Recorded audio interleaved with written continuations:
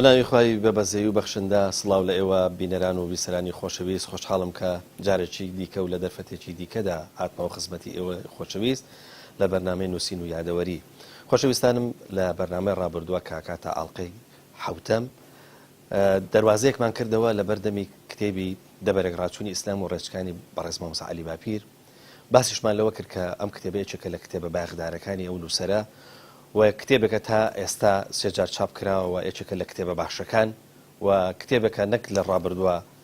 هێز و پێزی ئەوەی هەیە کە بخوێنرێتەوە و کاریگەری هەبێ بەڵکو تا ئەم لە حزێژ ئەتوانی وا حسابکە یەکێکە لە کتێبە گرنگەکان. بۆیە دیسان جارێککە گەڕینەوە بۆ ناو کتێبەکە. ئێمە پەلەمان نییە لەوەی کە ئەم خوێندنەوەی ئەم کتێبە یاخود گەڵاڵەکردنەوە و واروەها لە تەتڵەدانی ناوەڕۆکەکەی چەندی پێچێ. قسەکەمان لەسەرەوەیە تا چەند ئەتوانین ینی دایلۆگەکان یاخود با بڵێن ئەو پرس و بابەتانەی کە لە چوارچەوەی ئەم کتێبەیە باس کراوە جارشکە بیهێنینەوە ڕوو و هەروەها پیشانی بدەین کە چەندێک ئەم کتێبە بەبایەخە. مامۆستا جارشکە بەخێر بێت. زۆر سپاس. زۆر سپاس کاکە پەیوەندیەوەش خۆت و هاوکارانت بەخێر بێنێ. زۆر سپاس دەکەم. مامۆستا مەوێت چەند پرسیارێکی گشتی جارە لەسەر نووسەر بکەم. تەبان کە باز لە کتێبەکەین کتێب بۆ خۆی نووسراوە بەڵام نووسەرێکی هەیە واتە بیرمان نەچێ زۆر جار غەدر لە نووسەرەکەش نەکەین. قسەکە لەسەرەوەیە زۆر جارە گوترێ نووسەرەکان ئیشیان ئەوەیە لە کتێبێکەوە باز دەدەن بۆ کتێبێکی تر واتە خەڵۆتێک بە خۆیان دروستەکەن لە ناو کتێبەکانی خۆیانە. ئەم ینی ڕنگدانەوەی ئەم مەقولەیە لەوەی کە نووسەر لە کتێبێکەوە چێ بۆ کتێبێکی تر باز دەداتە ناو کتێبێکی دیکە. تۆش ماشەڵڵا مەڵۆیەک لە نووسین و وەروەها دەکرێت بڵین بە ڕوانگەی جیاواز کتێبی زۆرت هەیە و نووسینی زۆرت هەیە و تەنانەت لە سەفەرەکانی شابینی مامۆستا تۆ یانە خوێنیتەوە یان نووسی. خەڵۆتی کتێب لای تۆ چۆن کەوتۆتەوە یاخود چەند تەبای لەگەڵ ئەو مەقولەیە؟ بەڵێ الحمد لله وصلى الله تعالى وسلم وبارك على رسول الله محمد وآله المهتدين بهداه. کاک پەیوەندیارە هەر کەسە سروشت و هەڵکەوتەیەکی هەیە وەکو خوا دەفەرمێ قل كل يعمل على شاكلته. هەر کەسە بە پێی خۆی بە پێ سروشتی خۆی هەڵکەوتەی دەرونی و کەسایەتی خۆی کاری خۆی دەکات. پێشتر باسم کردووە و ئێستاش دووبارە دووپاتی دەکەمەوە کە نووسین لای من هیوایەت و ئارزوو خۆخاپڵاندن و کات بەسەربردن نیە لە ڕاستیدا بەڵکو کارکردنە. نووسین لە لای من کارکردنە بۆ چاکردنی واقع بۆ گۆڕینی واقع بۆ ڕاستکردنەوەی واقعی لار بۆ پاکسازی و چاکسازی تێداکردنی ئەو کۆمەلگای کە تێیدا دەژین بۆ بەختەورکردنی ئەو خەڵکە کە لە بەرامبەریاندا بەرپرسیارم لە بەرامبەر دنیایاندا و لە بەرامبەر دوا ڕۆژێکیاندا خۆم بە بەرپرسیار دەزانم. بۆیە چ ئەم کتێبە چ هەر کتێبێکی دیکەم بۆیە نەنووسیون کە بێئیش بوو بم بێکار بوو بم وەڵاهی وەکو کوردەواری خۆمان شەڕ لە بەتاڵی چاکتر با شتێک نووسم بیر بکەمەوە. بە پێچەوانەوە ئەو شتانەی کە من نووسی و ماجات چ ئەو کتێبانەی کە لە چەند بەرجێکن وەکو ئیمان و عەقیدەی ئیسلامی کە دیارە ئەوە هەر 50 محاضەڕە بووە و دوای کراوە بە ئەوە یا ئەو کتێبانەی کە بۆیە ئەو کتێبێ لە زیندانی ئەمریکایەکاندا نووسیمە کە ئێستا لە چاپی دووەمیدا مۆسوعەیەکی 12 کتێبیە یا ئەو کتێبە یا نامیلکەکان هەمووی هەلومەرج و واقعێک فەرزی کردووە لە پێویستی کردووە لەسەر من هاندەرم بووە پاڵنەرم بۆ کە ئەو قسەیە بکەم لەو کاتەدا ئەو شتێ بڵێم لەو کاتەدا وەکو چۆن ئێستا ئەگەر دەرفەتم بێ لە پەیجەکەی خۆم کۆمێن دەنووسم یا کۆڕ و وتار و خول و ئەوانەمان هەیە هەمووی هەلومەرجی بابەتی و تایبەتی خۆی هەبووە و ڕەنگە خەڵکی واش هەبێ فعلەن لە کتێبێکەوە بۆ کتێبێککە بازدا و کەسانێک هەبن کە خۆیان قەتیس کردبێ لە نێو بیرو بۆچوونەکانی خۆیاندا بەڵام من بەڕاستی کاکە پەیوەند شتێک کە دەڵێم یا شتێک کە دەنووسم لەبەرە بۆ واقعی دەنووسم بۆ خەڵکی دەنووسم دوای تەماشای کارلێکی خەڵک دەکەم لەگەڵیدا و تەماشای ئەوە دەکەم کە ئەو قسانەی من ئەو نووسینێ من تاچڕا دێ کاریگەری بووە تاچڕا دێ جێ خۆی گرتووە و کوێی بە کەڵک هاتووە کوێی بە کەڵک ناتوە واتە من لە مەحەکی واقعی دەدەم زۆر باشە مامۆستا ئەگەر بزانم مەسەن شتێکە نەخیر گوتومە و نووسیمە بەڵام بە کەڵک نا یاخود بۆم دەرکەوت و دوای لێکۆڵینەوەی دیکە کە ڕاست نییە نەی پێکاوە یا کەسێک ئاگدارم کاتەوە وەکو ئاو خواردنەوە وایە دەستبەرداری دەبمەوە دەڵێم لە فلان ساڵک فلان قسەیەم کردبوو لە فلان کتێبەمدا لە فلان چاپەیدا بەڵام ئێستا لام بردووە چ قەنەعەتم وایە کە بە هەڵەدا چوو مامۆستا دەگوترێ نووسەرەکان ئەگەر ئاگادار نەبن واتە هۆشیارێکی گەورەیان نەبێ وەکو وایە لە ئەشکەوتێکە لە شاخێکی ئاسێ خۆیان ئاسێ بکەن بەهۆی نووسینەکانەوە چونکە مامەزانی نووسین هەموو جارێک دیدێکی ڕخنەی لە واقعەکە هەیە و واقعیشی نمونەیەش دروستەکە قسەکە لەسەر ئەوەیە مامۆستا تۆ لە ئەزمموی خۆتە ئەمە بە جۆرە لە جۆرەکان وڵام دایەوە بەڵام منمە پرسیارەکەم هەر بکەم ینی تۆ هەست بەوە کردووە کە نووسین تۆی ئاسێ کرد بێ یاخود تۆی دابڕی بێ هەستم نەکردووە جا بۆ زانیاریت ئەوەی کە لە چیا خەڵک عاسێ دەبێ ئەو شوێنی کە تێدا پێ دەڵێن کاو لە کاوێدا عاسێ بۆ لە حکاتی کوردواری خۆماندا هەیە فڵان کەس کەوتۆتە کاوێ پێی ناڵێن ئەشکەوت پێ دەڵێن کاو یعنی جارێ چونکە مەرجە سەرەکەی بڵێن گیرا بێ کەوتۆتە شوێنێکی دابڕاوایی کەوتۆتە بۆشاییەکەوە کە ناتوانێت بچێتەوە سەری ناتوانێت بێتە خوارێ جارێ پێیز بەوەی بە گوروسی هەڵی کێشنەوە نەوەڵام من خۆم نەخستۆتە کاوێ بەس لە کایەدای لە کایەدام لە کاوێدانی بزانی بۆ چونکە هەر بەجددی من بۆیە نانووسم کە وەکو کرمی ئاوریشم ئەو لیکەی خۆی دەبێتە قۆزاخەیەک و بۆ خۆی دوات تێدا دەخنچێ من هێندێک نووسەر دەزانم هێندێک خەڵک دەبینم لە نێو نووسینەکانی خۆی قەتیس کردووە جارێ من هەر ناشم شتەکانی شتی خۆم دەنووسم و من زۆر دەخوێنمەوە شتی خەڵکیکە دەخوێنمەوە وە شتی خەڵکی دیکە کە دەخوێنمەوە گەبزانم ئەو شتی باشتری لەوەی منی گوتووە زۆر وەکو گوتم زۆر بە ئاسانی ئەوەی خۆم دەستبەرداری دەبم بەڵام بەعزە کەسێک دەمارگیرە بۆ شتەکانی خۆی وەکو کرمی ئاوریشم لە لیکەکەی خۆی بە دەوری خۆیدا قۆزاخەیەک دروست دەکات دوای بە خۆشی تێیدا دەمرێ دەزانی کرمی ئاوریشم نا قۆزاخەی خۆیدا دەمرێ بەڵێ دوای ئاوریشم دروست دەکات دوای بۆ خۆی ناو قۆزاخەیەدا دەمرێ ئەو کرمە یعنی ڕێی دەربازبوونی نییە نا من هیچ کات ئەوەش لوتفی خوایە لەگەڵم هیچ کات وا سەرسام نیم بە بۆچوونەکانی خۆم و معجب و سەرسام بم کە پێم وا بێ قسە هەرە قسەیە کە من کردومە تەمانە ئاەتی خوا فەرمایشتی پێغەمبەر صلی الله علیه و سلم قسەی من نییە ئەو کە دەیهێنمەوە وحی خوایە بەڵام بۆچوونی من و تێگەیشتنی من لە ئاەتەکان لە فەرمایشتەکان لە دنیا لە ڕووداوەکان من ناچم وە بە مطلقی و بە ڕەهایی وەری بگرم چونکە بۆ من دەماشا دەکەم خوا سبحانه وتعالى لە سوورەتی غافردا ئەو قسەی خۆ بە ڕەهایی بە حەق زانین و بەرامبەرەکان بە ڕەهایی بە هەڵەزانین پاڵ دەداتە لای فرعون دەفەرمێ قال فرعون ما أريكم إلا ما أرى وما أهديكم إلا سبيل الرشاد فرعون قوتي لە وەڵامی موسادا عليه الصلاة والسلام قوتي ما أريكم إلا ما أرى هەر ئەوەتان پێشان دەدەم کە خۆم دەیزانم وما أهديكم إلا سبيل الرشاد وتەنیا بۆ ڕێی ڕاستیش ڕێنماییتان دەکەم واتەوەی من دەڵێم هەمووی ڕاستە وەڕێ نادەم بە جگە لەوەی کە خۆشم بەڕاستی دەزانم بخرێتە ڕوو ئەوە بیرکردنەوەی فرعونانەیە جاوەگە مسلمانێک بیکات هەر فرعونانەیە نامسلمانێک بیکە هەر فرعونانەیە لەبەرەوە هیچ کاتێک وەکوتم بۆ دەمارگیر نەبووم بۆ بۆچوونەکانی خۆم بیان کەم و قۆزاخەیەک و خۆمیان تێدا بخینچێن وە قەتیسکەم و خۆم دابڕم لە دەوروبەر چونکە پێغەمبەر عەلەیهی سەڵات وسەلام فەرمایشتێکی زۆر جێی سەرنجە لەو بارەوە چونکە ئەو جەنابەت ئاماژەت کرد بەڕاستی بۆ شتێکی گرنگ کە ئەوە لە نێو ئیسلامیانیشدا هەیە و لە نێو مسلمانانیشدا هەیە و لە نێو عەلمانی و لە ناو نامسلمانانیشدا هەیە ئەو حاڵەتی دەمارگیربوون بۆ شتەکانی خۆت و ڕەفزکردنی غیری خۆت بۆچوونەکانی غیری خۆت پێغەمبەر دەفەرمێ عەلەیهی سەڵات وسەلام إذا رأيت هوى متبعا وشحا مطاعا وإعجاب كل ذي رأي برأيه فعليك بخاصة نفسك ودع أمر العامة كوسنة ذكاش صحيحة هر كاتێک بینیت کە خەڵک شوێن ئارەزوو دەکەوت إذا رأيت هوى متبعا ئارەزوو هەوا پێڕەوی لێ دەکرا وشحا مطاعا ڕژدی و چروکی فەرمانبەری بۆ دەکرا وإعجاب كل ذي رأي برأيه و هەر خاوەن ڕاو بۆچوونە سەرسام بوو بە بۆچوونەکەی خۆی کەس گوێی لەوەی دیکە نەدەگرت وەکو کوردەواری دەڵێن کەس بەڕبەی کەس ناپێوێ و کەس لە مەڕی کەس ناخێوێ ئەگەر ئاوات بینی فعليك بخاصة نفسك هەر خەریکی خۆت بە ئەگەر کۆمەلگا تووشی ئەو سێ دەردە بوو ئەو سێ نەخۆشیە ودع ئەمڕ العامە واز لە خەڵک بێنە چونکە سوودی نییە جا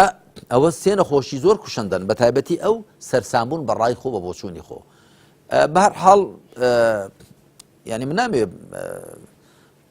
تەزکیەی نەفسی خۆم بکەم بەڵام ینی سروشتەکەم وایە ئێستا من لەگەڵ جەنابەت قسە دەکەم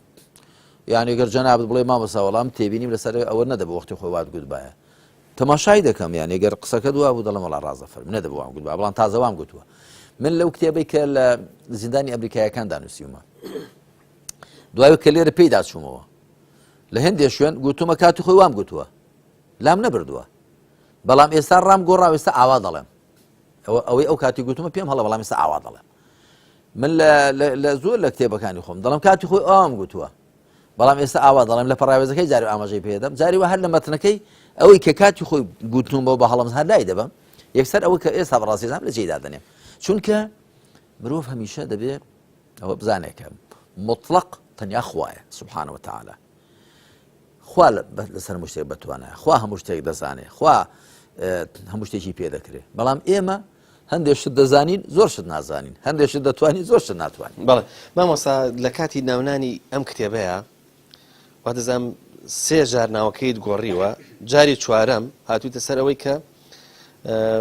ناوی لێ بنەی دەبەرێک ڕاچوونی ئیسلام و ڕێچکان ئەو قەلەقی و ڕاڕایە پەیوەندی بە چیەوە هەیە بۆچی سێ جار ناوی ئەم کتێبە ئاگۆڕیت لە کاتی خۆیان ئەوە دەگەڕێتەوە بۆ نێوەڕۆکی کە من چۆن ناونیشانێک دابنێم تعبیر بکا لە نێوەڕۆکی تۆ ناونیشانەکە دوایی داناوە پێدەچێت دوای نووسینەکەی بەڵێ بەتاکید خۆ من پێشی هەر و توێژەکان بوون بە عەمەلی بوون خۆ من نەچووم بڵێم وەرم باوە توێژێ بکەین دوایی دەیکەم بە کتێب ناوی دەنێم ئیسلام ڕێز دەورێکە ڕاستنی ئیسلام ڕێزکە خۆوان نەبووە توێژەکان بوون وەکو ڕوودا و دوای من هەڵساوم باش ئەو توێژانم کە بووە خۆ من بەرنامە بۆ دانەناوە پێشتر بە ئامانجم نەگرتوون ئەو توێژە بکەم هاتۆتە پێش هەرەوەندەش نەبوون ئەو توێژانی من تەمەن ئەگەر من دەرفەتم ببووە زۆر و توێژی دیکەم بوون لەبارەی مەسەلەی مافی ئافرەت و ئەوانەوە لە زۆر مەسەلەی دیکەوە یعنی لە زۆر ڕۆ پێشکەوتن و دواکەوتن لە مەسائیلی ڕەوشت و ئاکار زۆر قەزایی سیاسی هەنووکەیی ڕۆژانە سیاسەتی ڕۆژانە ئەو کاتە کە یەکێتی بۆیەنە لە 84 سامی مفاوزەی بۆ لەگەڵ ڕەشێمدا لەبارەوە توێژمان بووە لەگە بە پرسانیاندا بۆ چوونی خۆم بووە کە ئەوە کاتێک کە ئەو ڕژێمە ناڵێ من گۆڕانە بەسەر سیاسەتی خۆم داهێناوە ئەو مفاوزەی ئێوە هەڵەیە بە هەر حاڵ مەبەستم و توێژەکانی من زۆر بوون جا من دوای هەڵساوم ژمارەیەک لە و توێژانە ئەمن بابێنم بیان نووسمەوە تۆماریان بکەم چونکە بۆ ئەو کۆمەلگای ئێستا پێویستن ئەو توێژانە لە مەجلیسێک لە مەقڕ حیزبێک لە سەرڕێیەک لە شوێنێکی تایبەت ڕوویانداوە من بۆچی لە پانتایەکی فراوانتر داوانەکەم و توێژانە ببیسترێن و خەڵک لیان سوودمەن بجا گۆڕینی ناونیشانەکە و سەرنجام جێگیرکردنی ئەو ناونیشانە وەکو گوتم دەگەڕێتەوە بۆ نێوەڕۆکی بۆ توێژەکان جارێک پێم خۆش بە ئەو ناونیشانە بجارێکی ئەو ناوە سەرنجام ئەوەم بەڕازانیوە مامۆستا هەر سەربارەت بە پرسیاری ناوی کتێبەکە دەبەرێک ڕاچوونی ئیسلام و ڕێچکان سیرەکەی ئیسلام وەکو چاوەک و هەنی بە تەنها هاتووە ئیسلام بەڵام دوایی ڕێبازەکانی تر بووە بە ڕێچکان بۆچی ئەم ناوە ئاوها بۆ شێوە هاتووە ینی بەبەستێکی دیاریکرا خۆی مازانین پشتیوانێکی قورئانی هەیە ئاەتمان هەیە کە باسی ئەو ڕێبازاکە وەکو نور و ڕێبازەکانی تریش بە تاریک و گومڕایی حسابەکە بەس قسەکەمان لەسەرەوەیە تۆ بۆچی ئیسلامت بە تەنها هێناوە بەڵام بردۆزەکانی تر یاخود ڕێبازەکانی ترت وەکو ڕێچکان پیشانداوە تەنانەت وەکو ڕێژ حسابت نەکردووە زانی ڕێچکە زۆر جار بزنە ڕێیەکە ڕەنگە کاکە پێوەن ئەوە ڕێک هەوڵمدا ئەو ناونیشانە پڕۆ پێستی نێوڕۆکی وتوێژەکان بێ وتوێژەکان هەمویان لە نێوان کارکتەرێکدان کە هەڵگری ئیسلامە خۆی بە هەڵگری تیکری ئیسلام بەرنامە و ڕێبازی ئیسلام دەزانێت کە بەندەیە و بەرامبەرەکانیش هیچیان ئەوە نەبوون خۆیان بە شوێنکەوتوی ئیسلام بزانن خۆیان بە شوێنکەوتوی ئەو بیرۆکە و فیکرانە زانێ کە نەیاری ئیسلام بوون و فیعلا خۆشیان بە نەیاری ئیسلام دادەنا جا هەر لە مارکسیزم و لینینیزم و ماویزمەوە بگرە لیبرالیزم و سەرجەم ئەو بیرۆکانی دیکە کە ئەو کاتە لە ساحە و گۆڕەپانی ئەو کاتی کوردستاندا باویان هەبوو وشەی دەبەرێک ڕاچوون لە عەرەبیدا معنای سیراع دەگرێتەوە بە کوردی چێبەرچێت یعنی زۆران گرتن زۆران بازی خۆی ئاوایە دەبەر یەک ڕاچوون یعنی هەر کامێکیان بەگژ ئەوی دیکەدا بێت و زۆرانی لەگەڵ بگرێت بێوێ بیخە ئیسلام ئەوە دیارە کە باسی ئیسلامە ڕێچکان هەندێک هەر دەڵێن ڕێچکەکان گوتومە نا خۆی هەڵەیە بڵێ ڕێچکەکان کە گوتت ڕێچکەکان واتە ئەوانی کە زاندراون کە لە زمانی کوردیدا کە گوتت کتێب ئەوە کتێب کە گوتت کتێبەکە دەبێت زاندراو بێ ئەوە لە زمانی عەرەبیدا دەکەوێتە بەرامبەری ئەلیف و لامی عەهد کە گوتم جئنی بکتابین کتێبێکم بۆ بێنە بەڵام کە گوتم جئنی بالکتاب واتە کتێبەکەم بۆ بێنە کتێبە کە دەزانی کامەیە ڕێچکەکان واتە ئەوانی کە زاندراون من ویستومە بڵێم نەکەرە و ڕێچکانی کە زاندراون ئەوانش کە نەزاندراون لە ئیسلام چۆن لە گژیان ڕادەچێت لە بەرامبەریان دەوەستێ جا بۆچی ئیسلام بە تاکێناوە چونکە ئیسلام هەر ئیسلامە بەڵام بەرامبەرەکانی جۆرا و جۆرن زۆرن و جۆرا و جۆرن ئەوەشم لەو ئاەتە وەرگرتووە کە بۆ زانیاری لە بەرجی یەکەم چاپی ئەو کتێبەدا ئەو ئاەتە نووسرا بوو ئەن هذا صراطي مستقيما فاتبعوه ولا تتبعوا السبل فتفرق بكم عن سبيله ذلكم وصاكم به لعلكم تتقون كما آياتك لسورة الأنعام كأخوات فرمي أمر راس شقامي منها شويني كونوا شوين ريكان مكون شوين ريكان مكون أجنا لراس شقامي خوادة رازين روجي بيغمبر صلى الله عليه وسلم يسي أم آياته بو هاولاني رافبك شرحك خطيكي هيليش راسي شيشا فرمي راس شقامي خوايا چەند خوارەڕێیەکی پێغەمبەر صلی الله علیه و سلم دیارە لەسەر لم یا لەسەر ئەو زەوی کە لەسەری دانی بوو چەند ڕێیەکی خوارەکەی کێشان ئاوا مەیلۆ خوارولار فەرمی ئەوانش سوبولن لەو لاولای ئەو ڕاستە ئەخێڵە ئەوانش فەرمووی ئەوانش سوبولن خوا دەفەرمێ بەو ڕاستە هێڵەدا بڕۆن بەو هێڵە خوار و خێچانەدا مەچن کاکە پەیوەند لە ڕاستیدا من پێم وایە غەیری ئیسلام ئەگەر بویسترێ بکرێتە بەرنامەی ژیان هەمووی پێناسەی شوێرەڕێ ڕێچکە دەیگرێتەوە لەبەرچی هیچی ئەوە نییە کە بە ئامانج مرۆڤ بە ئامانج بگەێنێ لەبەرچی هەر ئەو خوای کە گردردونی دروست کردووە و مرۆڤی تێدا کردو بە جێنشینی خۆی و دنیا دەزانێ و ڕۆژی دوایی دەزانێ و ئاشنایە بە جەستەی مرۆڤ بە هەموو خانەکانی جەستەی مرۆڤ ئاشنایە بە ڕوحی مرۆڤ بە غەریزەکانی مرۆڤ بە دیوی پەنهانی مرۆڤ بە دیوی ئاشکرای مرۆڤ بە تاک بە خێزان بە کۆمەلگا خوا سبحانه وتعالى کە زانای پەنهان و ئاشکرا هەر ئەو دەتوانێت ڕێیەکت بۆ دانێ کە ئەو ڕێیە بتگەێنێتە ئامانج وات لێ بکا کە لە دنیادا بەختەوەربی لە دوا ڕۆژدا سەرفرازبی وات لێ بکا کە تۆ لە تاقیکردنەوەی خوا دەرچی وات لێ بکا کە تۆ بتوانی سپاردەی خوا هەڵبگری جێنشیناتی خوا بکەی لەسەر زەویدا ژیانێکی تەندروست و ڕێک و ڕاست لەسەر ئاسی تاک و خێزان و کۆمەلگا بگوزارێنی بۆیە تەنیا ئیسلام و وەڵامگۆی هەموو داخوازیەکان و وەڵام دەروێ هەم پرسیارەکانی سروشتی مرۆڤە زۆر باش مامۆستا ئەگەر پرسیارەکەم بکەم بە شێوەیەکی تر تۆ توانی درێژە بە وەڵامەکە بدەیت بەڵێ مامۆستا ئێمە فەرموودەمان هەیە کە ئەفەرمێت ئومەتەکەمە بێ بە هەفتە ئەوەندە فێرقەیە و لە بەرامبەریشە ڕەنگە ئێستا پرسیارێک بکرێ بگوترێ کە باسی ئیسلامەکرێ ئەرە بە جددیک باسی کام ئیسلامەکرێ ئیسلامی حیزبی هەیە ئیسلامی سیاسی ئیسلامی سەلەفی ئیسلامی سۆفی ئیسلامی ئاسایی بە ئەوەی کە نۆرماڵە لە ناو خەڵکیدایە مامۆستا خەڵکیش پرسیاری لەسەر ئەمە هەیە بە جددی ئیسلام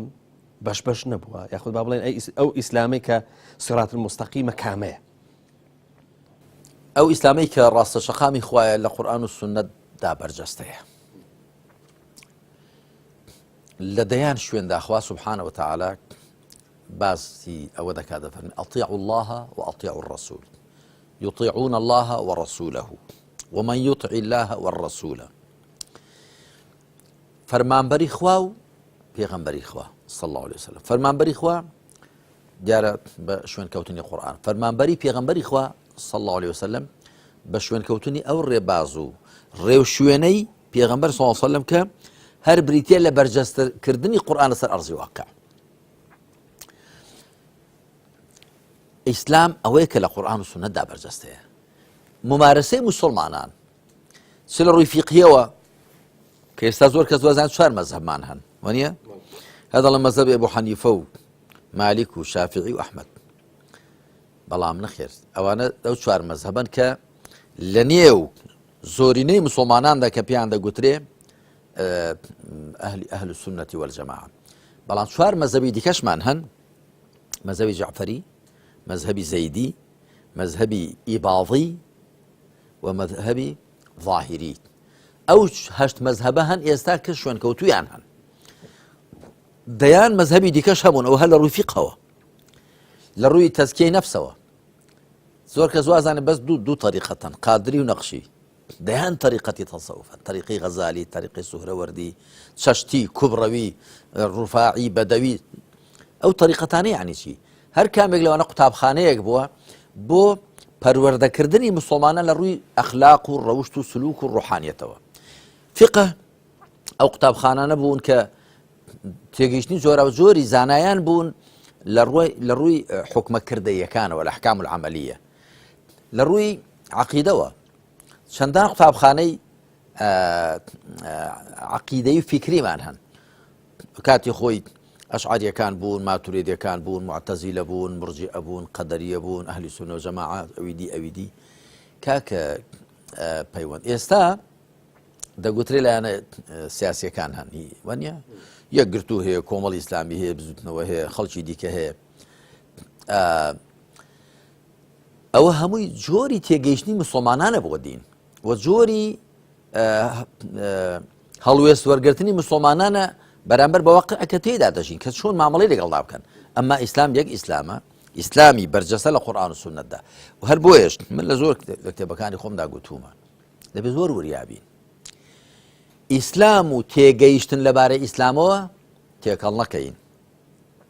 ئیسلام ئەوەیە کە خوا فەرموویەتی و پێغەمبەر عەلەیهی سەڵات وەسەلام فەرموویەتی و کردوویەتی بەڵام تێگەیشتن لەبارەی ئیسلام ئەوە هیچ زانایانە من وای تێدەگەم ئەو وای تێدەگا ئەو وای تێگەیشتووە ئەوە تێگەیشتنی ئەوان لەبارەی ئیسلامەوە تێگەیشتن لەبارەی ئیسلامەوە بریتینە لە ئیسلام بریتە لەوە کە من ئاوای تێدەگەم وای لێ حاڵیم هەر بۆیە زانایان یەک بنچینیان داناوە دەڵێن ئەقوال العولەماء یستەدەل لەها ولا یستەدەل بها قسەی زانایان بەڵگەی لەسەر دەهێنرێتەوە بە بەڵگە ناهێنرێتەوە یعنی چی ناتوانانی بڵێ وەڵا ئەوە ئیسلام ئاوایە چونکە ئەبوو حەنیفە وای گوتووە نا ئەبوو حەنیفە کە وای گوتۆ بەڵگەی چییە شافعی کەوا دەڵێ ڕەحمەتی خۆیان لێبێ بەڵگەی چییە عەبدولقادری گەیلانی کەوا دەڵێ بەڵگەی چییە نەک لەبەر عەبدولقادری گەیلانی وای گوتۆ ئیسلام وایە کە بەداخەوە مسلمانان دوای ئەوە کە لە وەحی خوا دوورکەوتونەتەوە کە لە قورئان و سونەتدا بەرجەستەیە ئەوە وا دێتە بەرچاو کە جۆرە ئیسلام پەیدا بوون ئیسلامی زۆر و جۆرا و جۆر لە ڕاستی ئیسلام یەک ئیسلامە کە خوا دەفەرمێ وەڕەضیت لەکم الئیسلامە دینە ئیسلام بە بەرنامە پەسەند کردوون دیار ئیسلام شتێکی محەددەدە قورئان و سونەتی پێغەمبەر صلی الله علیه وسلم بەڵام تێگەیشتن لەبارەی ئیسلامەوە بە پێی چاخ و سەردەمەکان دەگۆڕێ بەڵکو شافعی ڕەحمەتی خوای لێبێ لە عێراق بووە زۆرێک تێگەیشتنی هەبووە چۆتە میسر زۆریشکە تێگەیشتنی هەبووە هەر دەربارەی هەمان ئەو مەسەلانە هەر بۆیە بە ئەوەی میسری گوتووە المذهب الجديد مذهبی جدیدی شافعی واتە تێگەیشتنی تازەی شافعی لەبارەی ئەو مەسەلانەوە کە لە عێراق بە زۆریشکیان لێ حاڵی مامۆستا تۆ لە کتێبەکەیە هەمیشە کە بەڵگای هێنیتەوە واتە ئەو ئیسلامی کە تۆ پیشانی بەرامبەرەکە تێدەی ئیسلامێکی عملی ینی لە شین و شایە توانێ بەشداری بکە یاخود بەشداری هەیە بەڵام ئەگەر قسەیەک لە ئەمڕۆ بکەی زۆر جار ینی باس لەوە کرێ مسلمان هەچی بیکە هێشتا نەگەشتوتە ئەو ئاستەی کە پێگوترێ مسلمانێکی باش خەریکە جۆرەك لە میسالیت بۆ ئاین دروستەکرێ بۆ دین دروستەکرێ بۆ ئیسلام دروستەکرێ کە توانای مامەڵەکردنی لەگەڵ واقعەکە کەمە ینی تۆ حەچی بیکەیت نابێتە ئەو مسلمانە باشەی کە داواکرێ ینی بەهۆی ئەو ینی پاڵدانە پاکیزەیی کە ئیسلام هەیەی لەسەر زاری هەندێک لە داعیەکان ئەوە دەرەکەوێت کە خەریکە وردە ئیسلامی باش یاتی دیندارەتی باش خەریکە لەسەر زەوی دەست نەکەوێت بەڵکو ببرێتەوە بۆ ئاسمان و ببرێتەوە بۆەوەی کە ینی مسلمان لە ئاس پێداویستەکان نیە تۆ تەبای لەگەڵ ئەوەیە کە ینی ئەو جۆرە لە میسالیت بۆ ئاین دروست بکرێ بۆ ئیسلام دروست بکرێت کە مسلمان هەچی بیکە هەر نابێت بە بڕوادارێکی باش خوای پەروەردگار نەخرم لەگەڵەوە تەبانیم چونکە خوای پەروەردگار لە سوورەتی فاتیردا مسلمانان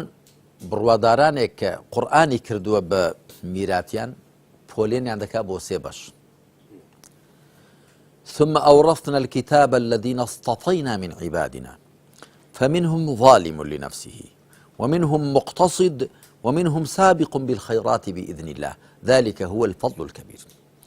دەفەرمێ پێشێ باسی ئەزمموی خاوەن کتێبەکان دەکات دەربارەی وحی خوا و کتێبی خوا دوای دەفەرمێت دوایی کتێبی خۆمانمان کردە میراتی ئەو بەندانم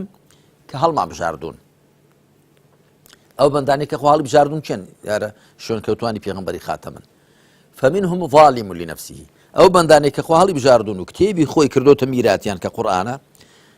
پۆلێنیان دەکات بۆ سێ جۆر هەیانە ستەمی لە خۆی کردووە بەڵام هەر بەندەی هەڵبژاردەی خۆشە ومنهم مقتصد هەیانە میانجیە پێش نەکەوتووە بەڵام دواش نەکەوتووە زوڵم لە خۆی بکە ومنهم سابق بالخيرات هەشیانە لە چاکەکاندا پێشی گرتووە پێش کەوتوتەوە کەواتە خوا سبحانه وتعالى بڕوادارانی هەڵبژاردە بڕوادارانێک کە بە شوێن کەوتوی قورئانیان پێناسە دەکا بە یەک جۆر پۆلێنیان ناکە پۆلێنیان دەکات بۆ سێ بەش کاکە پەیوەند ئەوە من زۆر خەم لەوە دەخۆم کە هەندێک کەس دێنێت مسلمانەتێکی تەجریدی خەیاڵی میثالی کە لەسەر ئەرزی واقع بوونی نییە تەنانەت زۆر جار ئەو وێنایە بۆ هاوڵانیش دەچێشن کە ئەوەش ڕاست نییە بۆ وێنە من یەک وێنەت بۆ دێن بۆ جەنابەت ئاماژەت بە شتێکی چاک کرد فعلا من هەمیشە هەوڵم داوە ئەو مسلمانەتی و دینداریمە لەسەر ئەرزی واقع ئەوە بێت کە پراکتیزە دەکرێت لە کتێبی التبيان في آداب حملة القرآن کە کتێبێکی یاخود نامیلکەیە کە هی النەوەویە ڕەحمەتی خوای لێ بێت دەربارەی دەڵێ التبيان واتە ڕوونکردنەوەی ئەدەبەکانی هەڵگرانی قورئان دەبێت چۆن بن و چۆن قورئان بخوێنن چۆن بەگەڵ قورئان دەمامەڵە بکەن لەوێدا باسی شتێک دەکات دەڵێ عوسمانی کوڕی عەفان خوا لێ ڕازی بێ خەلیفەی سێمی پێغەمبەر صلی الله علیه وسلم شەوانە لە دوور کاتدا قورئانی ختم کردووە لە شەو نوێژدا من دەرفەتم بۆ هەڵکەوت لە زیندانی ئەمریکاییەکان ئەوە ئەزمون بکەم تەماشام کرد شەو بەشی ئەوە ناکە قورئانی هەموو تێدا بخوێنی نە لە دوور کات و نە لە 8 ڕکاتیشدا کە خۆی 8 ڕکات شەو نوێژ سونەتە نەک دوور کات بۆم دەرکەوت کە ئەوە ڕاست نییە ناگونجێنی شەو لە هیچ کەشێکی ساڵدا جێگەی ئەوەی تێدا نابێتەوە 30 جوزئی قورئانی تێدا بخوێنی ئەگە هەر جوزئەی نیو سەعاتیشی بۆ دابنی کە بەلای کەمەوە دەبێت 20 دقیقە 25 دقیقە بۆ دابنێگە بتوێت تۆزێک حەق بدەیە بڵێن پیتەکان و وشەکان و ئەوانە جێی تێدا نابێتەوە تەماشای بکە وەرە 30 جوز قورئان بۆم دا بەشی کاتەکانی شەوکە ئەمجا شەو نوێژەوەی کە تۆ دەبێت خەوتبی و دوای خەوتنەوە دوای خەوتنە بجا هەڵسابیەوە جێی تێدا نابێتەوە کەواتە ئەو قسەیە چۆن کراوە ئەو قسەیە بۆیە کراوە بە حساب هاندانی خەڵک کە زۆر قورئان بخوێن و زۆر شەو نوێژ بکەن بەڵام نەیانزانێت دوای ئەو شوێنەوارێکی عەکسی دەبێت کابرا تەماشا دەکات لەگەڵ واقعدا ناگونجێ لێ دەکەوێتە گومان دەربارەی هەندێک لە هاوڵان خوالیان ڕازبی هەندێک شت باز دەکرێت و دەربارەی پێشەوایەکان دەربارەی زانان هەندێک شت باز دەکرێت ناگونجێ لەگەڵ واقعدا بۆ وێنە لەبارەی ئەبوو حەنیفەوە ڕەحمەتی خوای لێ بێ دەجێڕنەوە دەڵێن ڕۆژێ بە شوێنێکدا دەڕۆ ئافرەتێک دەڵێ ئەوەیە کە دەڵێن دوو لە سەر سێ شەو یاخود هەموو شەوگار بە شەو نوێژ دەباتە سەر ئەویش دەڵێ ئینا لیلا و ئینا ئیلەیهی ڕاجعون وڵای تا سەهەر یەک لە سەر سێ شەو نوێژم دەکەم بەڵام مادام ئەو وا گومانم پێبەرێ خۆ ناکرێ ئەوان خەڵک وا گومانم پێبەرن نیوەی شەو یاخود دوو لە سەر سێ شەو نوێژ دەکەم یا هەموو شەو کەچی لای خواش وانە بم لەمە دوا دەبێ وا بکەم بۆی کە لە لای خەڵک بە باشتر نییە ئێمە بەرچاوەکو لە واقیعدا هەم کە ئەوەمان نییە ئەبوو حەنیفە ڕەحمەتی خوای لێبێ پێشەوایکی گەورەی مسلمانان خۆت ژیانەکەی هەموو هەربریتی نیە بۆ لە شەو نوێژکردن وەڵامی پرسیاری خەڵکی داوەتەوە بازرگان بووە کاری کردووە ماڵ و منداڵی بەملەوە بووە کۆمەڵگای بەملەوە بووە یا مەسەلەن باسی هەندێک شت دەکەن بڵێن باسی خەلیفە ڕاشیدەکان خوالیان ڕازی بێ باسی عومەر دەکەن خوالی ڕازی ئەوەندە پینە بە کراسیەوە بوو بەڵێ ڕەنگە لە سەر چاوەیەک داهات بێ لە کاتێکدا کە خەڵک هەژار و نەدار بوو و ڕەشوڕوود بووە عومەریش خوالی ڕازی بێ پۆشاکەکەی پینەی پێوە بوو بێ بەڵام تۆ بڵێ هەموو ژیانی هەر بە پۆشاکی بە پینەوە بەڕێ کرد بێ ناگونجێ کەواتە هەندێک لەو شتانە کاکە پەیوەند دەزانی بەچی هەڵەوە شێندرێنەوە هەر بە خودی قورئانەوە تا مسلمانان پۆلێن دەکا فمنهم ظالم لنفسه يعني ظلميشي لخوي كردو كتشي هر دشيت تجير ناو نشاني ثم أورثنا الكتاب الذين اصطفينا من عبادنا هر دشيت تجير ناو نشاني عبداني كخوالي بجاردون وباشان يا ساكاني سزادان بسر شي داش سبيندراون بوشي هاتون اخوار والزانية والزاني فاجلدوا كل واحد منهما 100 جلدة والسارق والسارقة فاقطعوا أيديهما ئەو سزانە بەسەر چێدا هەر بەسەر هاوڵان داخوالیان ڕازی بێ یەکەم جار کەواتە لە نێو هاوڵاندا هەبووە زیناچی کردووە هەبوو دزی کردووە هەبوو قەتڵی کردووە هەبوو ڕێگری کردووە هەبوو گوناحی دیکەی کردووە شەڵابی خواردووە سەرخۆش بووە یعنی ئەڵبەتە من ئەو قسەیە بۆیە ناکەم ئەوانە دیارە خۆ کەسانێکی کەم و دەگمەن بوون بەڵام هەر چۆن بێ ئەو وێناکردنەی هاوڵان و وێناکردنەی مسلمانی باش کە دوایی نەگونجێ لەگەڵ ژیانی دنیای واقعدا ئەوە زۆڵمێکە لە ئیسلام دەکرێت چونکە دوای خەڵک دەڵێ بەخوا ئیسلامی ئەوە باسی دەکەن ناگونجێ لەگەڵ واقعدا ناگونجێ نەخێوانیە لە ڕاستیدا بەڵێ ئیسلام ئەندازەیەکی سەقفێکی بەرزی دیاری کردووە کاکە پەیوەند سەقفێکی زۆر نزمیشی دیاری کردووە نابێت لەو سەقفە زۆر نزمە بچێ خوارتر ئەگەر نا لە بازنی ئیسلام دەچێت دەر و هەوڵش دەی بەرە ئەو سەقفە زۆر بەرزە بڕۆیت لەو نێوانەدا ئیدێ پلەپلەیەوە هەمووی مامۆستا ئەگە بچینەوە سەر کتێبەکە ئەوش ئێمە زانین لە دەی هەشتاکانە دەبەرەک ڕاچوونی ئیسلام و ڕێچەکان و ئەوەی کە پێگوترێ ئەو بزاوتە ئیسلامی کە سەر هەڵەدا کە جەنابێشت بە خۆی دەشێکی لە کەسە دیارەکانی ئەو ڕابوونە و لە بەرامبەری شایمە و ئەزانینەکە ئەو شۆڕشە مارکسیەش هەیە و چەپگەرایەش هەیە بۆیە ڕەنگە ناوەکە بۆ ساتە وەختە زۆ گونجاوتر بوو بێ دەبەرێک ڕاچوونی ئیسلام و ڕێژکان بەڵام ئەگەر ئێستا بواە ئێستا کە ئێمە ئازانی کە ئەندازەیەکی زۆر گۆڕانکاری دروست بووە ڕەنگە ئێستا جۆرەگە لە هەماهەنگی هەبێ ینی تۆ سیرەکەی ئێستا ئەمە لە دەسەڵاتێکە لە حکومڕانیەکە ڕەنگە مشارەکە یەکتری بکەین قسەکەم لەسەر ئەوەیە تا چەند ناوی کتێبەکە پەیوەستە بە کاتەکەیەوە بۆ گومانی تێدانە پێوەستە بە کاتەکەیە بەو هەلو مەرجەوە ویستم بڵێم ئەگەر ئێستا بنووسە هەمان ناو لێنە ئێستا گەر ئێستا نووسیومە ئێستا تەوژمی ئیسلامی و عەلمانی و خاڵە هاوبەش و جیاوازەکانیان کەواتە کرێ بڵێن ئەمە گرێدراوی بەڵێ بێگومان الفتوى علماء دەڵێن الفتوى تختلف زمانا ومكانا وشخصا وحالا وعرفا فتوى بەپێی کات و شوێن و خەڵک و هەلو مەرج و ئەوانە دەگۆڕێ خۆ تۆ نابێ کوردواری خۆمان دەڵێن فڵان کەس یەک بەزمی دەزانێ بێ هەڵپەڕینە نابێت تو هەر یەک قسەت هەبێ نا لە کاتە جیاوازەکاندا لە هەلو مەرجە جیاوازەکاندا دەبێت قسەی جیاوازت هەبێ خوا سوبحانەوە تەعالا قسەی جۆرا و جۆری کردووە لە قورئاندا بۆ حاڵەتە جۆرا و جۆرەکان پێغەمبەر عەلەیهی سەڵات وسەلام با من وێنەیەکت بۆ بێنمەوە یەکێک لەو شتانی کە پێغەمبەر عەلەیهی سەڵات وسەلام فەرموویەتی دەفەرمێ كنت نهيتكم عن زيارة القبور ألا فزوروها فإنها تذكركم الآخرة لصاحب بخاري مسلم داتو پێشتر لێم قەدەغە کردبوون سەردانی گۆڕستان بکەن بەڵام ئێستا پێتان دەڵم فەرمانتان پێ دەکەم سەردانی گۆڕستان بکەن چونکە ڕۆژی دواییتان دەخاتەوە یاد پێشی بۆ لێ قەدەغە کردوون خەڵک لە کوفر و شیرکەوە نزیک بووە پێغەمبەر عەلەیهی سەڵات وسەلام بەترسی هەبووە بستنە سەر ئەو گۆڕانە لیان بپاڕێنەوە تووشی شیرک و بتپەرستی ببن لە بتپەرستی و نزیک بوون تازە لەو واقع بتپەرستی هاتوونە دەر دوایی کە ئیمان و عەقیدە لە دڵیاندا چەسپاوە خوا بەیەکگرتن لە عەقڵ و دڵیاندا تەواو ڕەجی داکوتاوە لیان دڵنیا بۆ کە ناچن لە قەبر و لە گۆڕ و لە مردووان بپاڕێنەوە فەرمووی تێوجا بچن ڕۆژی دوایتان دەخاتەوە یاد هەروەها پێغەمبەر صلی الله علیه و سەلەم لەسەر ڕۆژگاری خۆیدا قەدەغەی کردووە کە نرخ لەسەر شتدا بندرێ لە فەرموودەی صەحیحدا هاتووە لا أسعر فإن المسعر هو الله من نرخ لەسەر شتدا نانێم خوا نرخ لەسەر شتدا دەنێ بەڵام عومەر خواری ڕازی بی لە ڕۆژگاری خۆیدا نرخی لەسەر کەلوپەلەکان دانا گوتیان پێغەمبەر عەلەیهی سەڵات وسەلام نرخی دانناوە فەرمووی ئێستا ئەوە بۆ خەڵک باشە یعنی چی لە سەردەمی پێغەمبەر صلی الله علیه و سەلەم بازرگانەکان بە ویژدان بوون شتیان بە چەند قیمەت نەفرۆشتووە قۆڵی خەڵکیان نەبڕیوە بەڵام دوایی کە خەڵک زۆر بۆ زۆر جۆرە کەس هاتۆتە ناو ئیسلامەوە و بازرگانی بێویژدان پەیدا بوون عومەر خوا لێ ڕازی بێ بۆی کە هاوڵاتی و خەڵک زەرەر نەکا بازرگانەکان خەڵک نەچەوسێنەوە ئیستیغلال نەکەن نرخی لەسەر شتەکان داناون بەوەندە ناوێت زیاتر بفرۆشرێ تەماشای کەواتە هەندێک لە حکمە شەرعیەکان فتواکان بە پێی کات و شوێن و شەخص دەگۆڕن من بۆ کاتی خۆی بەڵێ ئەو ناو نیشانە بەکارهێناوە چونکە ئەو کاتە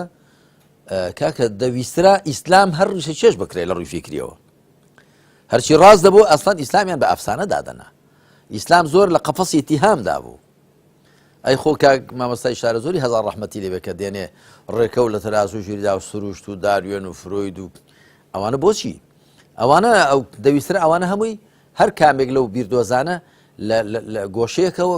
ببنە ئەڵتەرناتیفی ئیسلام جێ بە ئیسلام لێشکەن من کە ئیسلامم لە حاڵێکی وادا دەبینی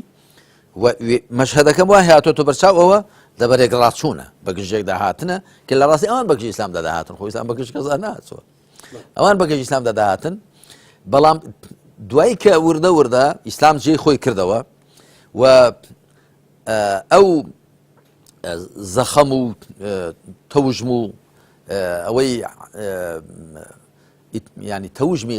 بڵێن غەیرە ئیسلامی بۆ شێوە نەما بە هەموو جۆرەکانیەوە کە ئێستا لە سیکۆلاریزمدا لە عەلمانیەتدا بەرجەستە بووە ئەو کاتە دەبێت جا لێ بکۆڵینەوە لەکوێ پێک دەگەن و لەکوێ کلێکدا دەبڕێن بۆیە من ئەو کتێبم کە تا 3000 چاپ کراوەتەوە تەوژمی ئیسلامی و عەلمانی خواڵەها بەش و جیاوازەکانیان ئەوەی کە لە دیبێتەکەی کاک مەلا بەختیار کە وتی دوێنە شوێنە خەوتم ئەو کتێبەم خوێندوێتەوە ئەگەر چاچی خوێندوێت و باشی لێ تێگەیشت بێ زۆر باشە ئەو کاتە دەزانێت کە ئیسلام لە ڕاستیدا هەتوانی هەموو برینەکانە و وەساڕێژی هەموو دەردەکان دەکە و ئیسلام بێنیازمان دەکات لە غەیری ئیسلام مامەستا شتێکی دیکەی گرنگ کە لە کتێبەکە بینرێ بەڵێ یعنی من هەمیشە لە خوێندنەوەی ئەم دوو کتێبەی جەنابرد هەم پوختێک دەربارەی ئیسلام هەم دەبەرە ڕاچوونی ئیسلام و ڕێچکان شتێک ئەبینم زۆر دڵخۆش مەکە ئەویش هەمیشە با بڵێم ئەگەر ئاینداریەکی کوردی ئەبینی ینی ئێستا چۆن جەنابەت کڵاو جامانە و جلی کوردی لەبەرایە هەمیشە ئەو وێنایی کە لە چوارچەوەی کتێبەکانە هەیە و بەتایبەتیش لە کتێبی دەبەرێک ڕاچوونی ئیسلام و ڕێچکان ینی تۆ دیندارێکمان پیشانە دەی دیندارێکی کووردە ئاڵەی تەسەورەکەن کە هەر دین هەر تایبەت هاتبێ خصوصێتێکی بۆ ژیانی کوردەواری هێنابێ ینی ڕەنگە هەمیشە بابایەکی وەکو وتم جلوبەر کوردی هەمیشە ژیانێکی سادەی خۆماڵیانەی کوردی لە گوندێکە لە با بڵێن لە شارێکە لە شتێکی ئاوا ببینین مامۆستا ینی دایلۆجی تۆ یاخود با بڵێن باگراوندی تۆ هەمیشە ئەو دینداریە کوردیە بووە بەڵام ئەگەر ئێستا نمونەیەک بینینەوە زۆر جار ئەم ئەوانەی کە دانوێ دینداری وێنا بکەنەوە و پیشانی خەڵکی بنەوە زۆر جار ئەم شانسە کوردی لێ ئێستێنەوەکو ئەوەی کە کورد بۆ خۆی شانسی ئەوەی نەبێ کە هەڵگری ئاین بێەوەتە ئەم کللتورەکەی ئەو ژەرخان و سەرخانە کللتوری کە هەیەی بۆ ئەوە نەشێکە هەڵگری ئایندارێکی باش بێ بۆیە زۆر جار شتی ترێ هێنرێ لە بەرامبەر ئەو فۆرمە کوردیە خۆ با بڵێن ئەو کللتورە کوردیا پیشانە درێت کە کرێ بە بەدیل تۆ تا چەند ئەمەد پێ گرنگەوەکە خۆی بمێنێت ئەوە وڵا ئەو پرسیارەی تۆ شتێکی هێناوە یادم بیرەوەریەک من کاتی خۆی کە کتێبی سۆزی نەتەوایەتی و بیری ناسیۆنالیزم لە ڕوانگەی ئیسلامەوە پێویست تا 3 چاپ کراوە لە 1970 ئەو کتێبەم نووسی ئەو کاتە ماڵم لە گوندی سەرسیان بوو هەندێک براکە ئەو کاتە دیارە سەر بە قوتابخانەی ئیخوان موسلیمین بوون هاتن بۆ لام پیاوی شارەزا بە مستەواش بوون گوتیان خەریکی چی وتمەڵا خەریکی کتێبێکی ئاوام هیچیان گوتی ئەوە دەزانی وەکو چی وایە گوتم بڵێ گوتی وەکوە ئەو چێوە چیای ئاسۆسمان لە پشت گوندی سەرسیانەوەیە گوتی وەکو ئەو چیای ئاسۆسە بەری بۆ ئەو داوێنەی خواری بیگوازیەوە ئەو شتێکی زۆر زۆر گەورەیە وتم چۆن کێوە هەنی بە تۆ ناکرێ ئەوە بەفەیە و مەسلەیەکی زۆر گەورەیە و خەڵکی زۆر شارەزا هەیە بەڵام نەوێرا خۆی قڕێ ئەو شتانە بدا منیش پێکەنیم و گوتم باش آخر من دەمەوێت خەڵک و میلەتەی خۆم تێبگەێنم کە بۆ ئەوەی مافی نەتەوایەتی دەستکەوێ بۆ ئەوەی خاوەنی بوون و قەوارەی خۆی بێ بۆی ڕزگار و دەرباز و ئازاد و سەرفەراز بێ پێویست ناکەوە کێ و تەلانی مارکسیزم و لینینیزم و ماویزم و ئەو شتە ئیزمدارانە هەڵگەڕێ هەر بە ڕاستەشەقامی ئیسلامدا ئەو شتانی دەزەکەوێت ئەی چۆن ئەوە بکەین نا ئەخرەوە خۆ ئەگەرەوە بێ دەبێ زانانی ئیسلام هەن مثلا لە عەرەب و لەوانە ئەو دەتوانین ئەوان تەرجمە بکەین بەڵام بۆ خۆمانەوە ئێمە نییە مشتمەڵا دەنام بە ئەرچی خۆمی دەزانم وتم ئاخر ئەوان بۆ خۆیان یان نووسیوە بۆ دەجێڕ دەق ئاوە وتم ئاخر ئەوان بۆ خۆیان نووسیویانە ڕەنگە ئەو کێشەی من هەمەوەکو کوردێک عەرەبێک نەیبێ ئەوان دەوڵەتیان هەیە فارسێک نیەتی تورکێک نیەتی پاکستانێک ئەفغانێک هیندێک ئەو کێشەی ئێمەی نەوێ کاکە ئەو کێشەکە ئەگەر هەشی بێت تاموچێژی کێشەکەی ئێمە جیایە شێوە و هەڵکەوتەکەی ژایە کاکە پێوەند من هەر لە سەرەتاوە قەنەعەتم وا بووە تەمەن زۆر لەگەڵەوە دانی من هێندێک جار هێندێک شت دەنووسرێت کورداندنی ئیسلام و ئەمجا نازانم چی پێم وایە ئەو تەسەنوع و تەکەلوف و زیاد زۆر زەخت لە خۆکردن شتەی ناوێ پێم وایە ئیسلام هیدایەتی خوایە بۆ بەشەر ئەو بەشەرە کوردە دیارە کاتێک گەلێکی کورد نەتەوەی کورد ئەو ئیسلامە وەردەگرێت تام و ڕنگ و بۆی خۆی پێدەدا یعنی ئیسلام وەکو ئاوێک وایە ئاو کە دادەبەزێ ئەتۆ دیارە دەیخی هەر قاپێکەوە شێوەی ئەو قاپە وەردەگرێ یا هەر ڕەنگێکی تێدەکەیت ئەو ڕەنگە وەردەگرێ یعنی ئیسلام بۆ خۆی ئەوەی لە باراندا هەیە کە گەلی کورد بەڕێوەی دەبا مۆرچی خۆی لێ دەدا هیند بەڕێوەی مۆرچی خۆی لێدا بەڵام دیارە لە جوزئیاتیدا ماڵە هێڵە گەشتەکانیدا مسلمانێکی هیندی لەگەڵێکی میسریەکەیکی کوردیەکی تورکی هەمووی دەڵێ خوا حەقە و غەیری خوا ناحەقە هەمووی دەڵێ ڕۆژی دوایی زیندووبوونەوە حەقە و ڕاستە بەهەشت و دۆزەخ ئیمان بە کتێبەکانی خۆ بە فریشتەکانی خۆ بە پێغەمبەران عەلەیهیمو سەڵات وسەلام و هەمووی دەڵێ شەو ڕۆژ 5 نوێژ فەرزن هەمووی مانگی ڕەمەزان و زەکات و حەج و هەمووی دەڵێ ئەو شتە حەڵاڵ و ئەو شتە حرامە یعنی لە شتە بنەڕەتیەکاندا هەمووی یەکە بەڵام کە دێ سەر وردەکاریەکان بەرگ و پۆشاکی کە ئیسلام دایدەنێ بۆ پیاوانی کورد بۆ ئافرەتانی کورد لە ڕاستیدا یەک بەرگ و پۆشاکی بۆ دانە ناون کە لە شوێنێکەوە ئیستیرات بکرێت من جاری کەس باسم کردووە کە جارێک لە ئەڵمانیا گەنجێکم بینی جەزاشەیەکیان لەبەر کرد بوو کڵاویشی سپیان لەسەر نابوو وتم ئەو چێکتان ناخۆ مسلمان بووە ئەمجا گوتم ئەوچێ مسلمان بۆ دەبێ وای لێ بکەن قەومەکەی خۆی نیناسنەوە بە هەر بەرجی خۆی لە بەردابێ خۆ چ ناشەرعیشی وتیان لەدی ئاخر سونەت نییە گوتم ناوەڵا سونەت لە بەرگ و لیباسدا نییە سونەت لە شێوەی لەبەرکردنیدا هەیە قۆڵی ڕاستی پێشخاو لە کاتی دانایندا قۆڵی چەپی پێشخاو یا پێی ڕاستی یا پێی چەپی پاک بێ و خاوێن بێ و ڕێک بێ و بۆ ئافرەتان مەسەلەن شەفاف نەبێ و تەسک نەبێ ئەوەی تێدا هەیە ئەما دەبێ ئیلا فلانشتە بێ و فلانشتە نەبێ لە فلان وڵاتەوە هات بە فلان شتیوانیە لە ئیسلامدا جا ئەوە کاکە پەیوەند دەگەڕێتەوە بۆ ئەوە کە ئێمە بەداخەوە لە نێو کووردا ڕەنگە زانایانێک و بانکخوازانێک و بیرمەندانێکی وامان نەبوو بن کە بۆ خۆیان بە عەقڵی خۆیان لەو قورئان و سونەتە تێبگەن هەر بۆیە تۆ گە تەماشا بکەی جگە لەو شتانەی ئێمە ومانان خەڵکی دیکە زیاتر اعتیمادی لەسەر وەرگێڕانە تەرجەمەی کتێبەکان جا من پێم وایە چۆن کتێبەکانیان تەرجەمە کردووە فکرەکانیشان هەرهێناوە و دوای بەرگ و پۆشاک و هەندێک عادات و نەرێتیشان هەرهێناوە کە ئەوە غەڵەتە ئێمە تەماشا دەکەین لە عادات و نەرێت و کللتوری کورد ئەگەر شتێکی تێدا هەو پێچەوانی شەریعەت بێ ئەوە ڕەفزی دەکەین ئەمما ئەگە پێشەوانی شریعەت نەبوو ناچار نین بەرگ لە شوێنیشکەوە بخوازینەوە جزاشەیە مەسەن بخوازینەوە جا ئەوە بە سونەت دابنین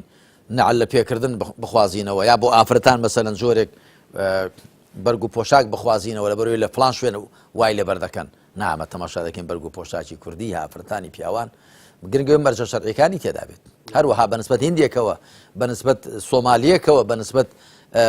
ئەوروپاییەکەوە بە هەمان شێوە دەست خۆش بە مامۆستا ینی وەڵامێکی زۆر جوان بوو دەمێ هەر قسە لەسەر ئەمە بکەم مامۆستا تا چەند ئەو ئیسلامی کە لە دەبەرەک ڕاچوونی ئیسلام و ڕێچکانە ئەمە خوێنینەوە ئەو ئیسلامە ئەو شارڕێگەیە واخوتە ئەو پانتە ئەو سەرات المستەقیمە تا چەند بکارەکان یاخود با بڵێن ئەوانەی کە بوونەوە بە کارکتەری سەرێکی و ڕۆڵیان بینیوە لە پیشاندانەوە جارێککە ئەم ئیسلام و ئەم ڕاستە شەقامە تا چەند ئەو حەز بە کەمی پیشاندانەی تاچی کوردی وا لێ کردووە کە شتەکان لە دەستی باوا بڵێن کارکتەرە سەرێکیەکانی ئەوەی کە ڕۆڵی ئاینیە جێڕێەوەی ڕۆڵی شریعەتە جێڕێ ئەوەی کە مامۆستای ئاینیە ئەوەی کە داعیە ئەوەی کە سیاسیە تا چەند ئەم بچووک پیشاندانەی وەکو قومیەت وەکو ئەوەی کە کللتورێکی کەم زیهنی هەیە کەم تااقەتی هەیە تا چەند ئەوە وای کردووە بۆ بەرامبەرەکانیان کە شتەکان بچێتە دەست بەرامبەرەکانیان شتێکی وەکو ئەوی جەنابەت باست کە هەستی ناسیۆنالیستی و قومیەت و خواپاداشتی جەنابە باتەوە کە تۆ لە 1940 سۆزی نەتەوایەتی نووسیوە تا چەند ئەو دیدە ئومەمیە کاریگەری لەسەرەوە هەبووە کە شتەکان لە دەست خەڵکی موسڵمان و ئیسلامی وەرگێتەوە بیبەخشێتەوە بە خەڵکەکەی تر ینی شتە لۆکاڵیەکان بێگومان کاریگەری هەبووە من پێم وایە کاکە پێم وایە بتەوێ ئیسلام لە واقعی کوردستاندا بەرجەستە بکەیت چ لەسەر ئاستی دینداری تاچی چ لەسەر ئاستی خێزانی ئەو کۆمەڵایەتی سیاسی دەبێ بە عەقڵی خۆمان لە قورئان و سونەت بڕوانین و هەلومەرجی خۆمان چاک بخوێنینەوە و تەماشای قورئان و سونەت بکەین بە عەقڵێکی کراوەوە سوود ببینین لە ئەزموونی خەڵکی دیکە خۆمان قەتیس نەکەین دەمارگیر نەبین بۆ شتی خۆمان کراوە بین بەڵام لاساکەرەوە نەبین لە نێوان کرانەوە و توانەوەدا مەسافەیەکی زۆر هەیە بکرێنەوە بەڵام نەتوێنەوە کراوە بین بەڵام لاساکەرەوە نەبین و من پێم وایە کە ئەو شێوە تێگەیشتنەی کە بابایەکی میسری زانایەکی میسری جا چ لە بواری حەڕەکی و بزاوتدا چ لە بواری شێوەی چاکسازیکردنی کۆمەلگادا چ لە شێوەی بەڕێوەبردنی کۆمەلگادا چ لە شێوەی دینداریدا ئەوەی میسرێک هەیەی مەرج نییە کوتومت بە کەڵکی ئەوە بێکە لە خەڵکی کورد پێویستی پێێتی هەروەهاوەی ئەبولعلای مەودودی گوتوێتی لە سەردەمی خۆیدا لە کۆمەلگای خۆیدا مەرج نییە بە کەڵکی ئێستا بێ ئەلبەتە لە هێڵە گەشتەکاندا ئیسلام هەر یەک ئیسلامە بەڵام کە دێ سەر پراکتیزەکردنی ئیسلام و تێگەیشتنی ئیسلام و دووبارە سیاغەکردنەوەی کەسایەتی مسلمانان دەبێت هەلومەرجەکان دەبێت عادەت و نەرێت و کولتورەکان دەبێت دابوو نەرێتە جیاوازەکان ڕەچاو بکرێن و ئەوەش کاتێک دەبێت کە خۆمان بە عەقڵی خۆمان بیر بکەینەوە ئەگەر جەنابەت ئەگەر سەرنج دەیوە خوێنەران بەڕێز من هەوڵم داوە لە بواری عەقیدەوە ئیمان و عەقیدەی ئیسلامی 6 بەرگە کە 50 محاضەرە بۆ کاتی خۆی لە 99 گوتومەتەوە پاشان خواپەرستی ئیسلامی 4 بەرگە ئافرەت و خێزان بەرگێکی گەورەیە مەوسوعەیەکە و دوایی ئیسلام و دەوڵەتداری 4 بەرگە و هەروەها هەوڵم داوە مەسەن دەربارەی هونەر دەربارەی یاد و بۆنەکان دەربارەی مەسەلەی نەتەوایەتی دەربارەی هەموو ئەوانە بۆ خۆ من بەهرەم وەرگرتووە لە کتێبی زانایانی هاوچەرخ و هی پێشێش بەڵام من پێم وایە دەبێت ئێمە بۆ دواندنی تاچی کورد دووبارە عەقڵی خۆمان جاگەر کەسێک ئەو توانایی نەبێ خۆی بە ناچار ببینێ لاسا بکاتەوە و کتێبی خەڵکە بێنێ بەرحاڵەوە ئەوە خۆی وا دەکە بەس ئەوەی کە توانای هەیە لە حەقیقەت دەبێ ئێمە بۆ خۆمان بە عەقڵی خۆمان بیرکەوێنە جارێکی دیکە بۆ دابەزاندنی وەحی بۆ سەر ئەم واقعە کاتی خۆی وەحی کە دابەزیوە لە ماوەی 23 ساڵی تەمەنی مبارەکی پێغەمبەردا عەلەیهی سەڵات وسەلام بە شێوەیەکی تایبەت دابەزیوە جارێکی کەم بمانێ ئەو وەحیە دابەزێنینەوە لەسەر ئەم واقعی ئێستا ئەو شێوە دابەزانت جیا لەوەی کە لە تورکیا هەیە لەوەی کە لە میسر دەبێت لەوەی کە لە پاکستان دەبێت لەوەی کە لە ئێران دەبێت لە شوێنێککە دەبێت ئەمە ئێرە مۆرکی تایبەتی خۆی دەبێت هیچی بە کەڵکی هیچی نایە کتومت بکرێتەوە دووبارە بکرێتەوە فتوکۆپی بکرێتەوە ئەگەر نا ئەوە دەچێتە نێو چوارچێوەی لاساکردنەوە بەڵام مامۆستا گفتوگۆکان تا دێ گەرمترە بن ناوڕۆکی کتێبەکەش هەڵەگرێکە هێشتا قسەی لێ بکەین بەڵام کاتەکەمان هەرەوە نەبوو ئەڵخەیەم جارشمان کۆتایی هات سپاس بە ئامادەبوونت سپاس بۆ ئێوەش کاکە پەیوەندیان سپاس بۆ پرسیارەکانی جەنابەت کە وەڵامی باش پەیدا دەکەم دەوژێ سپاس دەکەم سپاس بۆ جەنابیشت مامۆستا بەڵێ خۆشەویستان سپاس بۆ جەنابیشتان سپاس بۆ ئێوە کە تاکو ئێرە بینەری بەرنامەکە بوون گوێگری بەرنامەکە بوون تاکو بە یەگەشتنەوەیکی دیکە بەخوای گەورەتان ئەسپێرم